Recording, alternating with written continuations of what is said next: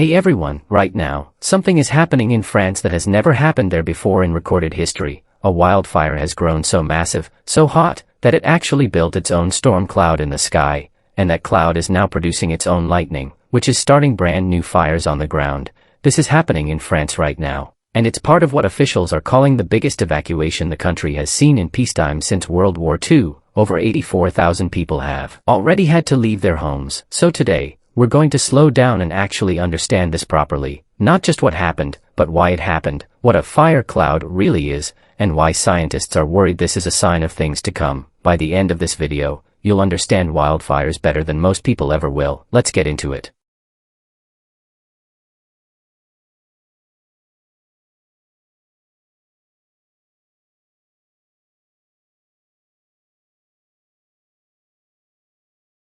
So here's the situation as it stands. In the Gironde region of southwest France, a massive wildfire has burned through more than 42,000 hectares of forest. That's roughly 4 times the size of the entire city of Paris. Around 220,000 people have been evacuated from that region alone, and when you add in Spain, which is dealing with its own fires at the same time, the total number of people forced out of their homes across both countries is close to 330,000. At least 13 people have died in Spain's wildfires this year, making it one of the deadliest fire seasons the country has seen in decades. French President Emmanuel Macron has mobilized the military to help, and France has even asked the European Union for extra help, waterbombing planes and helicopters from Croatia, Portugal, the Czech Republic, and Slovakia. And in the middle of all this, something genuinely new happened. The fire got so intense that it created its own thunderstorm cloud, something scientists call a fire cloud, and this has never been recorded in France before. Now, that raises a lot of questions.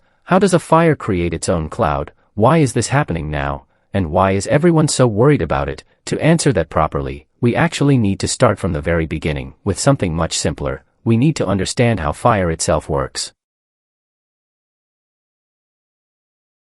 Now let's zoom into the actual location. This fire is burning in southwest France, mainly in an area called Gironde, near the city of Bordeaux. This region is famous for its huge pine forests, and pine trees, especially when they're dry, burn extremely easily because of the resin inside them. Here's something important to understand about this part of the world. Southwest France sits in what's called a Mediterranean-influenced climate zone, similar to Spain, Portugal, and Greece. In this kind of climate, summers are hot and dry, while winters are cooler and wetter. So every single summer, the plants and forests in this region naturally dry out and become like fuel waiting for a spark. This is actually a completely normal, expected pattern. Wildfires happen here almost every year, so the real question isn't, why did a fire start? It's, why did this particular fire become so much worse than usual? And that's where the weather comes in.